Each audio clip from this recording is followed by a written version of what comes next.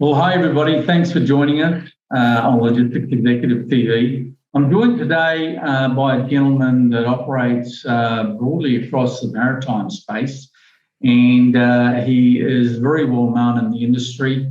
We've been bumping into each other for a number of years, and he operates an organisation called ESG Ship Vetting. Without further ado, Bryce, a fellow Kiwi, but not in New Zealand today, Bryce Lawrence. Welcome, and where do you hail from? Thanks, Kim. I'm currently living in Hamburg, Germany. I've been here about 9 years now, and I originally come from the lower South Island of New Zealand, not far from where we both went to university.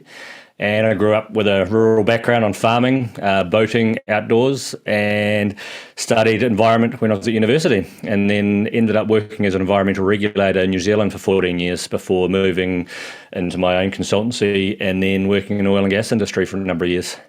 Fantastic. And Hamburg, of course, is a maritime city, is it not? It is indeed, and I wasn't there, but I think we just had our Harbour Festival this weekend. There you go. Good job. And one of the ways we contacted years ago was we happened to be alumni from the grand old University of Massey University, an agricultural college and university in New Zealand. Yeah, it's Massey University is in Palmerston North, and it's very much like Hamburg, grey all year round, and doesn't see much sunshine. Fantastic. Okay, so Bryce, bit of a heads up. ESG. What does the ESG stand for? So ESG is environment, social, and governance, and it's basically a new form of corporate social responsibility and sustainability. And it's just putting a bit more focus on some other mechanisms in the social area, more weight on social, and more on governance than we traditionally have in the sustainability world.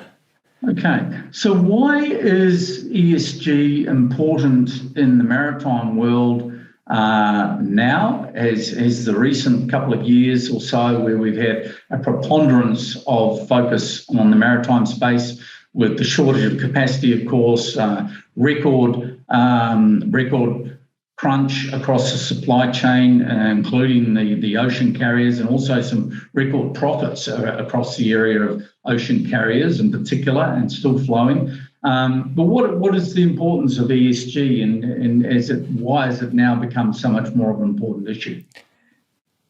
In short, companies are becoming a lot more respondent to their consumers. So ESG is basically, in principle, showing your consumer, your client that's purchasing your product, that your product is sustainable. That's a very short and simplified term.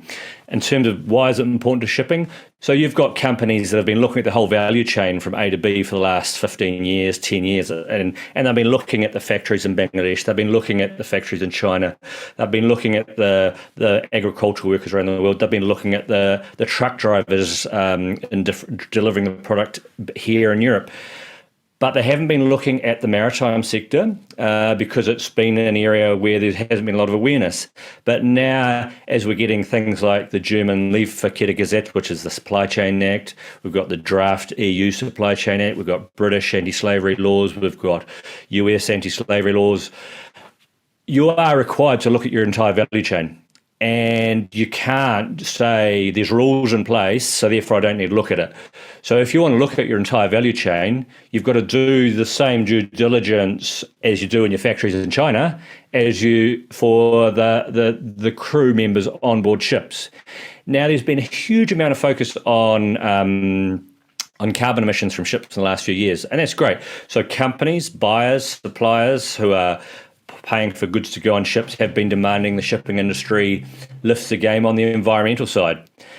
But they also have to start looking at the social side, because there is modern slavery issues on board ships. Yeah, and we've seen a lot of that during COVID, where crews have been kept, and even the ocean carriers, the shipping companies and the shipping lines themselves have been widely advertising the fact of, many of their crew have been at sea for 6, 9, 12 plus months, unable to get home because of the COVID restrictions.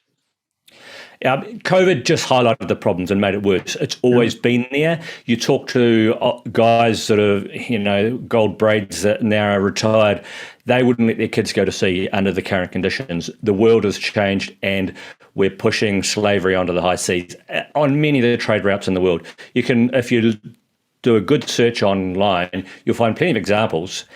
What you don't see is what people are dealing with every day on board the ships and in the ports.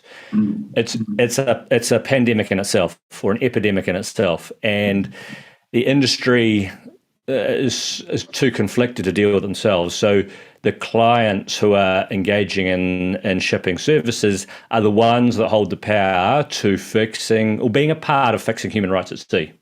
Okay. Yeah, it's interesting you say that because about the issue of the customer, because what we see from all the major, very successful ocean carriers now is their really heavy focus on customer requirements, wanting to satisfy the requirements of the customer on the end-to-end supply chain. What you're saying is that the customer themselves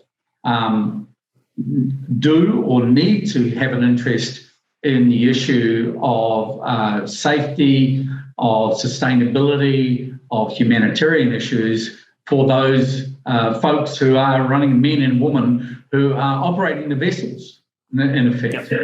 Yeah. I mean, you've got plenty of big companies that are trying really hard to do the right thing now, regardless of what the law says.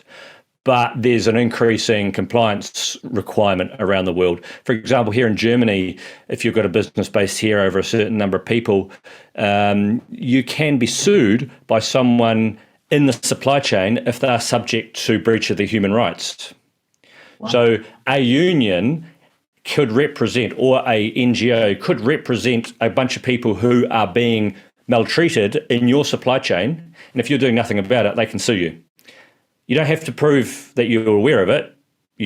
Their obligation is to prove you didn't do anything about it. So if you're buying services in a supply chain and don't look into it, you're leaving yourself quite exposed.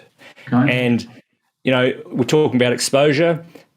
And in a lot of cases, the problems we see on board the ships is worse, if not far worse, than the examples we see in the news and media about our supply chains in Bangladesh and China and South America. Right. There's some horrendous things happening at sea. Okay. And in terms of that, are there international regulations? Like, for example, recently I interviewed Lynn Hughes, who's the head of TIACA for the aviation sector. I've got an aviation background from way back when in the 80s and 90s in New Zealand, where there was very heavy regulation, especially around aviation. Are you saying that same regulation doesn't apply to the maritime world? The rules exist, but the industry is so conflicted that it's paper safe. So on paper, the seafarers' rights are pretty strong, but there is a lack of enforcement. So IMO, who is the overarching body for this topic, they do so few audits on flag states. So flag states are the ones that are responsible for enforcing the rules, but flag states are more than flags of inconvenience for tax purposes. You've got different flag states who do the absolute bare minimum to stay on the Paris MOU whitelist. Yeah. And they're not enforcing good inspections and good enforcement with regard to human rights. You've got, and the industry is so conflicted. The classification societies and the flag states, they have a conflict of interest. They need to attract members. If they are too hard on their audits, then they lose members and the ship owner goes to the next easiest flag state or classification society. Yeah. So, and then there's corruption. I mean, the ship owners can choose to have their ship inspected in a particular port, and those particular ports, brown paper bags change hands quite frequently. It's an open secret. There are good companies doing really, really good things. Don't get me wrong. It's not. I'm not suggesting the whole industry is corrupt, but we've got smaller individual ship owners that have got less corporate social values. There's abuses, and it's across the entire world. And of course, I suppose what the general public don't understand is there are thousands of shipping companies, correct? Yeah. So, yeah, I mean, hold on. Do you know how many shipping companies roughly there are, and how many ships there are out in the ocean? Because I go onto that software often and look at where ships are fishing in the supply chain hold up on the west coast of the US or the east coast, whatever it might be. And there are thousands of ships just waiting to move. And you only have to fly into Singapore, which I'm doing in a couple of weeks, and you see hundreds and hundreds of ships in the So off the top of my head, no, I can't answer that. I'm not going to try and throw a number on there. But there's literally millions of seafarers at sea at any one time. Yes. And so this problem is out of sight, out of mind. They're not in a country for long. Some countries are doing really good. So Australia and Canada, the governments are actually working on this. But the sad thing is the ship owners put particular ships on different routes. And I was in a webinar a wee while ago about the launch of industry human rights standard self-audit, and the recordings now disappeared. But the shipping industry leaders who are leading this webinar they started laughing at the company for foolishly sending that particular ship that got detained in Australia, knowing that ship had human rights problems on board, and knowing Australia actually is active enforcing the IMO rules. And it became a bit of a joke at the end of the webinar, and that sums it up. There's people who are doing good, but they also are completely aware that the industry is playing games. All right. Okay. So, yeah, interesting. So a lot of below the radar, smaller operators more likely to be in the space than others. No, I don't think. Okay, I think that's one thing that you can't say. You can't say that it's the small operators. Okay. So there are bigger operators doing good jobs. There are also big operators doing poor jobs. Okay. All right. Interesting. Yeah. Okay. Well, good to hear. And I guess, the major question would be, is this lag in terms of support and commercial awareness and humanitarian awareness as a result of the fact that people are actually out of sight, out of mind at sea and not in an airport or not on a road in a trucking environment? Yeah, I mean, it is out of sight, out of mind. It's not criticising companies that have looked at the whole value chain and are trying to do really good and they've missed it, but it's about raising awareness. It is literally out of sight, out of mind. Okay. The audits are few and far between, and people aren't aware of it. It's simply that shippers appear not to be aware of the problem, right, as they are aware of the problems on land inside factories. Right, and drawing right back to the beginning of your conversation, I suppose what we as the general public in the industry, in the broader supply chain industry, would be more aware of the attempts and the work that the maritime sector is doing and ocean carriers are doing on CO2, needing to install scrubbers and the expense of that into their fuel lines, and many thousands of ships, of course, are being laid up and taken out of service because it's going to cost more to put in the CO2 monitoring or clean fuel than it is for to keep the ships running. Yeah. And the cost of the human rights issues on board these boards is nowhere near what we're talking about with CO2 issues. But it's a bigger problem. It's an immediate problem right now. People are committing suicide on board ships because of the issues going on board ships. The number of suicides is steadily rising, not just because of COVID. But suicide is a good marker of how big the problem is. Okay. Well, really insightful. I'm sure, this is giving voice to a big issue. I'm sure there is a lot of work going on by a lot of very, very good companies. I suppose, hopefully, if those who are not sort of really in the groove on this, then hopefully your discussion today about it will give rise and give voice. Thanks so much for shining a light on this particular issue. Because it seems to be both a commercial, compliance, and a humanitarian issue.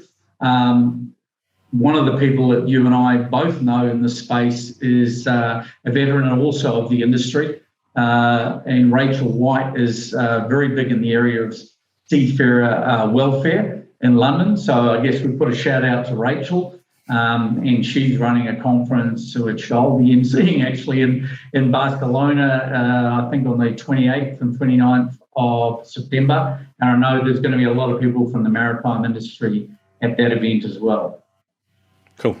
So thanks again for bringing things to the table for us to discuss. Bryce, I always like to get our guests to give us a bit of a tip moving forward. And I guess what I'd like to ask you about would be a tip for if customers or people in the supply chain are more than likely being customers, have a concern or would like to know more transparency about how their freight is being moved, how would they undertake an audit or a compliance check on how the maritime side of their supply chain is working, in particular around ESG? Well, where would they start?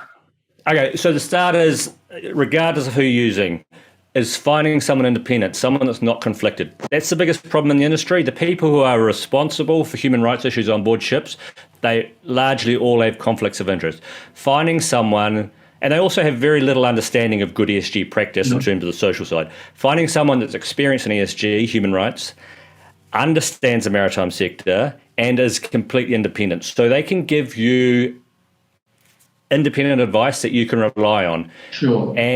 But they do need to understand maritime law. That's one of the sticking points. They need to understand the maritime rules. But independents, even if they don't know about maritime issues, if they are independent, they're more likely to advise you accurately and usefully than someone who's not independent of the industry. Right. Okay, well, thanks for that advice and your insights today.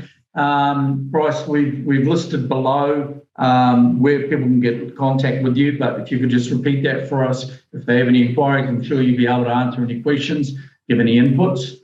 Yep. So our website is esgshipvetting.com, and you can get me at Bryce, BRYCE, at esgshipvetting.com. And LinkedIn? Yep, I'm on LinkedIn, and we've got a ESG Ship Vetting page on LinkedIn. Okay, good stuff. We'll see if people can see how your name is spelt. Thanks again, Bryce. Good to see you. Always nice to talk to an alumni, one of the rare ones around the world from good old Massey University. Look after yourself in Germany. And just a quick shout out for you, my friend. I am aware off camera that you've been hosting a Ukrainian family recently. Kudos. Thank you for doing that. Hopefully that's part of your Kiwi spirit, just helping out where you can. Well done. And we look forward to keeping in touch with you. Thanks a lot, Kim. It's nice talking to you. Thanks for your time.